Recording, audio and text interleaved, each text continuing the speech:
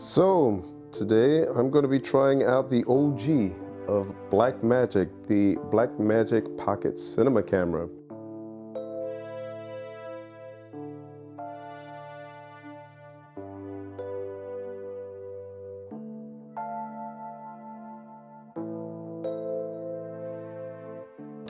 It's not the first time he's going to use this camera. He has used this camera a couple of times in the past.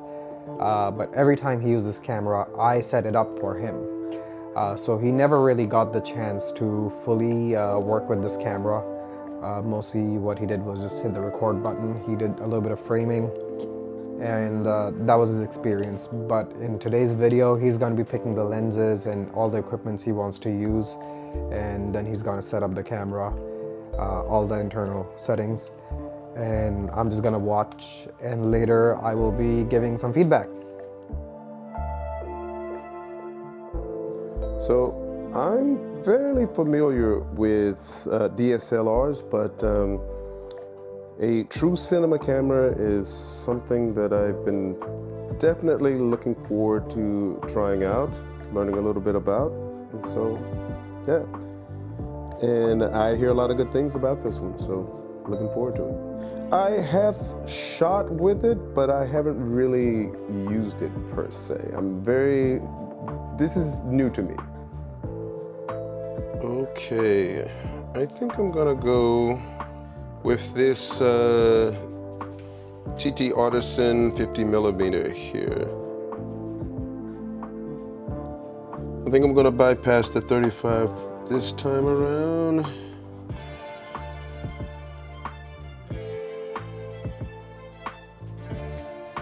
It's 18?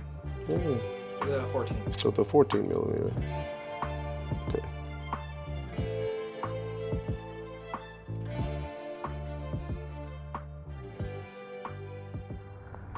How's the setup going? The menu is fairly simple.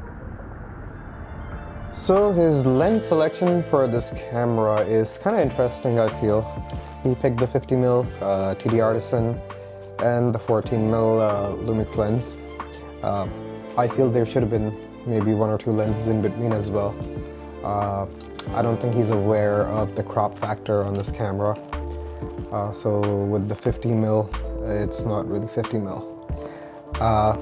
I did keep the 12 to 42 for him. For a couple of reasons. One, he didn't get any type of stabilizer for the camera. He didn't get a tripod or monopod or gimbal. So that lens is stabilized, that would help. And secondly, he also did not get an ND filter, although we were gonna film late afternoon, so it was still sunny outside. Way too exposed. Yeah, it's overexposed. That's why I asked you if you do need an ND filter. But I had an ND filter for my phone, which also works with the Panasonic lens. So later I passed him on that. Quick question, why didn't you get an ND filter for filming? Well, I didn't want to use the ND filter because I wanted to see what the lenses would look like without it, but I realized very quickly that probably was a mistake. Do you want an ND filter now? Oh, you have one? You bought one? This one.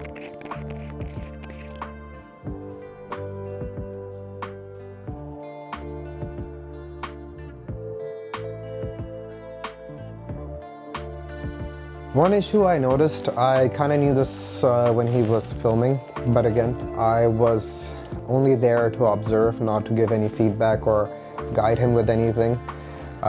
He was walking with the 50mm TD Artisan lens, which is a prime lens.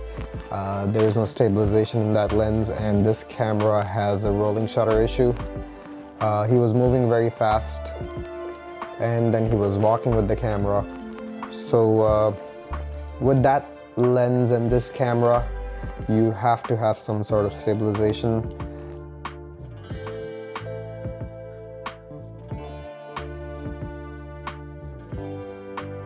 He didn't use a 14mm lens eventually.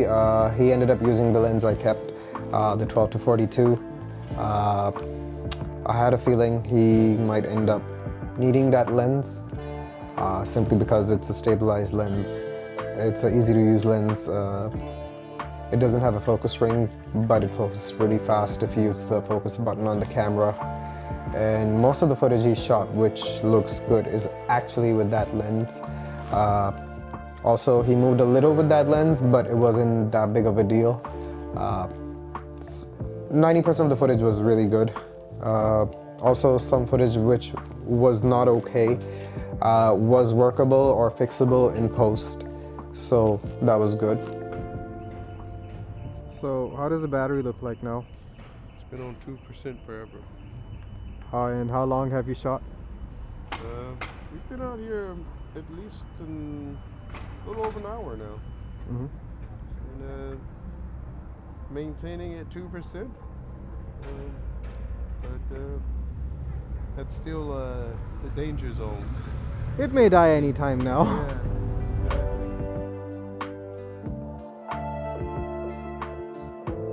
Have you been looking for this camera for some time? I have been. I've noticed that the price of it has jumped, so that tells me that this is a camera in demand. I looked at it almost 2 years ago, back in the States, and it was only like between $350, $500. But now they're going for as much as $700 up to like $1,000. So I wouldn't mind finding one in pretty good condition, but I'll keep looking. I'm a bargain hunter. So, how's it been so far with the pocket camera? Well, it takes a little bit of getting used to, but it shoots very nicely. I'm glad you recommended the filter. But yeah, it's pretty cool. The lens, this 14 millimeter, it's actually pretty nice. Why didn't you ask me for a cage? Again, like I say, I like the feel of the holding the camera in my hand. It just feels right, and yeah, I don't mind using the cage, but I don't think it's really necessary. Okay.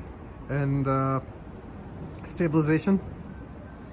Stabilization on the first lens, not so great, but this one actually works pretty nicely. I didn't move as much, of course, with this one on your recommendation, but even when I did move, it's fairly stable. Also gimbal. Gimbal, again, don't. I think too many filmmakers rely a little bit too much on gimbal. I think you should be proficient in using a gimbal, but I also think you want to try to, not use a gimbal. Okay. All right, we'll continue this conversation after you're done. Midway through filming, Kenny was not aware. I also kept the camera with the cage, and I asked him if he wants to use that camera, because I did offer him the camera earlier. If he wants a camera with the cage or without the cage, he said he wants the one without the cage. But I thought maybe later he would want to try to see if the cage helps, if the weight helps. So let's see what he had to say. So you switched to the cage camera right away. Why is that? Well, since you mentioned it, I thought I would just give it a feel. And as I said, I still prefer the feel of the camera over the cage. Just holding the camera.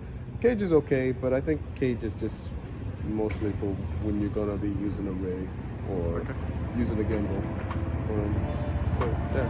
And later in the evening, right before we were finishing, I did pass him on the Suri 50mm, the anamorphic lens, to see if a beginner can actually frame with this camera and make it work.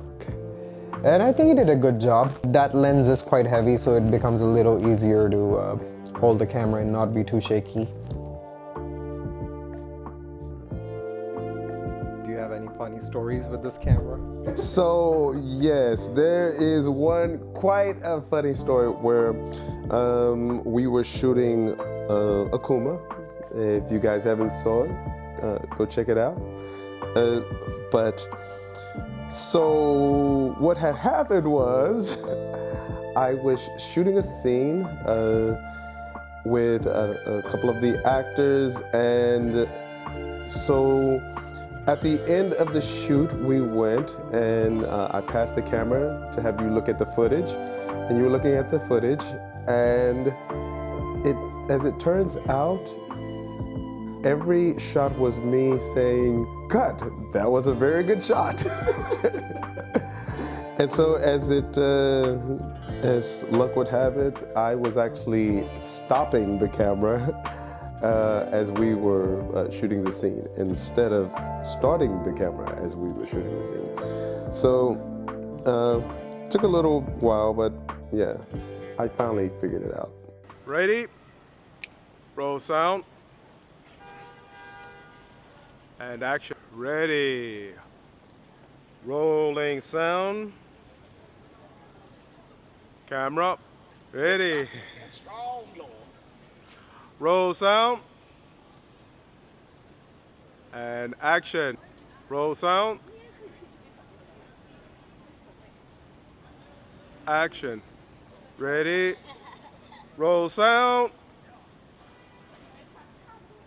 Action. So I wanted Kenny to edit and color grade the footage he shot, but because he has a day job, he doesn't have much time to edit and color grade. So which is why I will be doing the editing and grading. He knows how to edit. I don't know if he knows how to color grade the footage. But quick note here, most of the footage he shot with the Panasonic lens is there. Maybe a couple of shots from TD Artisan are going to be there simply because, like I mentioned earlier, it was too shaky, a lot of rolling shutter, which is why it's not there. So let's check out the footage.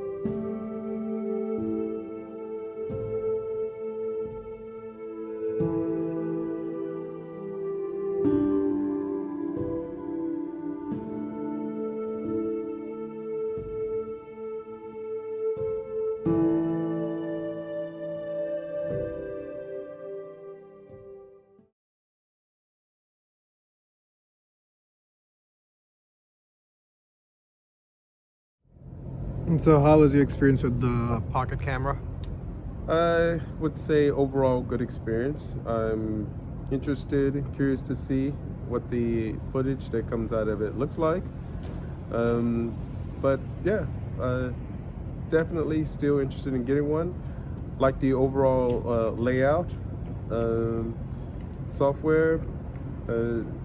Kind of sucks that Blackmagic isn't supporting the camera anymore, but still, it's a great camera for being over what, 10 years old now? Yeah. So yeah, and the best part is it fits in your pocket. Using the anamorphic lens, that was a little bit different for me because I don't know anything about anamorphic lenses yet. But definitely still worth having in 2021. With cage or without cage, how do you prefer the camera? Still without cage, definitely still without cage. I just like the feel of the camera in my hand, and I would say a cage isn't really necessary. Especially, it just adds extra bulk to the camera, and if you're going to go with a pocket camera, you want to be as small as you can get it to be. What mistakes do you think you made today with the camera? Definitely not having the ND filter at the beginning. That was a big help. Focus with the camera can be a little bit tricky depending on what type of lens you're using. But I think let's just see what the footage looks like when it comes out. All right. Sounds good. Sounds good. Last thing. Do you think it's a good camera for beginners? Or you need to really practice a lot with DSLRs? I think for beginners, I would stick with a DSLR. I think, in my opinion, if you want to just jump into dealing with cinema cameras, it's just like jumping into the deep end of the water to learn to swim. I guess that's a preference thing, but from my perspective, it's better to start with DSLR. So what are your thoughts? You can let me know in the comment section. If you like this video, please hit the like button. If possible, please subscribe, and I will see you next time. Thanks for watching. I would say an overall good experience. All right, let's cut that one.